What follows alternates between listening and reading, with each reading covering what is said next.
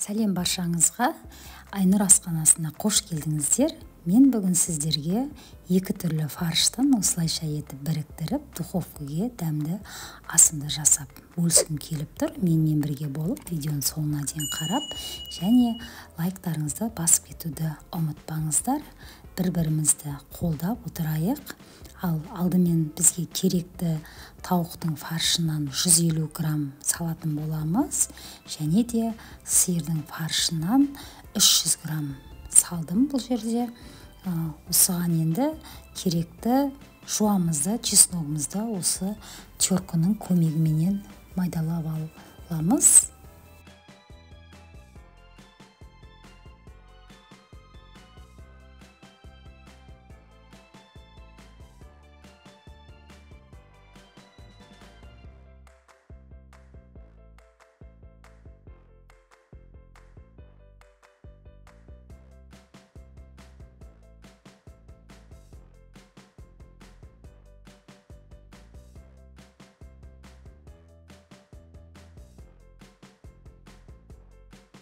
Ал қыздар, міне көріп тұрғандай толық жаңағы жуамызбен немізді, чесногымызды салдық. Енді бізге керекті бұл жерде кинза. Бұл жерде мен кепкен кинзаны пайдаланып жатырмын. Егерде свежий болса тіптен жақсы.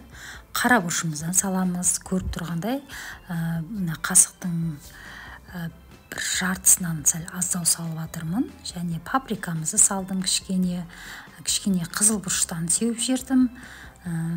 Сонан соң тұзын енді өзіміз дәміне қарай көріп салатын боламыз. Тұзында екі түрі болады, қатты ащысы, орташа түрі болады, соған мән беріңіздер. Және панировочный сухариктен салып жердім, және бір жарты қасықтай тола чесноктан салдым, кепкен чеснок. Енді жақсылап бұны мыжымыз. Өздеріңіз көріп тұрғандай қаншалықты мыжғылап біріктірсек, жаңағы жасайтын котлетіміз де жақсы болып бірігіп пісетін болады. Мен енді жуаменен кішкене чеснок, укроп бар екен, содан да салып жібердім, дәмі жақсы шығады деп. Осылайша етіп жақсылап езіп алыңыздар барлық.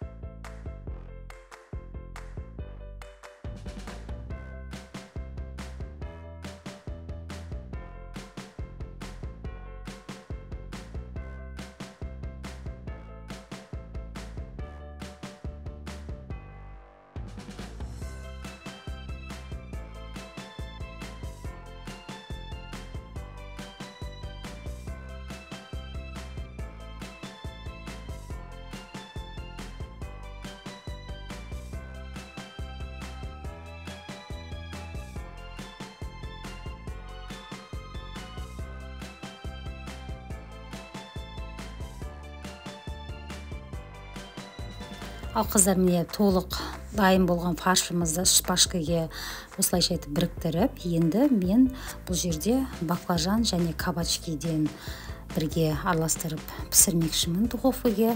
Ал егерде баклажан, кабачки ұнатпасаңыздар, орнына картошкаменен араластырып жасасаңыздар болады.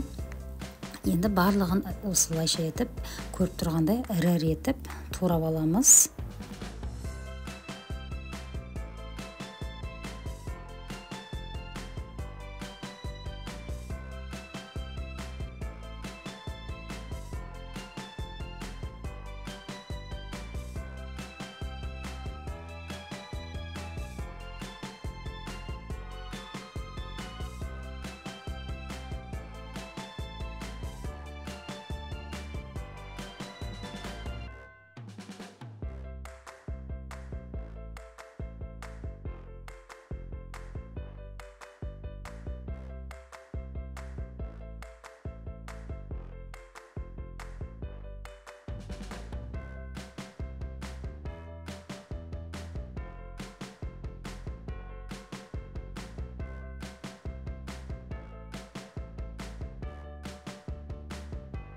Ал міне қыздар, жаңа противендегі көкөністерімізге осы соусты араластыратын боламын. Бізге керекті сұйық май, чеснок, паприка, қарабұрыш және кішкене тұз араластырып жібердім. Барлығын жақсылап араластырып, енді мынау туралған көкөністерімізбен жақсылап араластырамыз. Чесноктың өте дәмі күшті болып шығатын болады.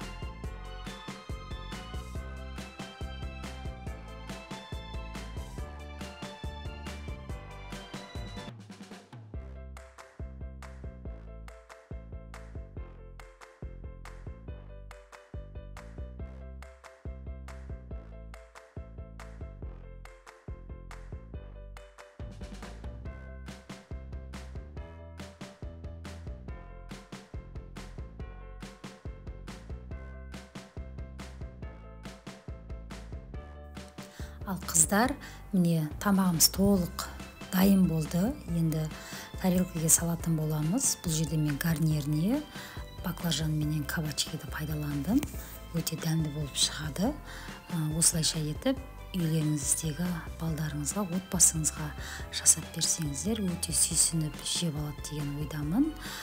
Егер де менің осы видеоларым ұнаса, лайк басып, комментария жазып кетуді ұмытпаңыздар, және де өз достарыңызға бөлісуді ұмытпаңыздар. Менімен бірге болғандарыңызға рахмет. Ас болсын.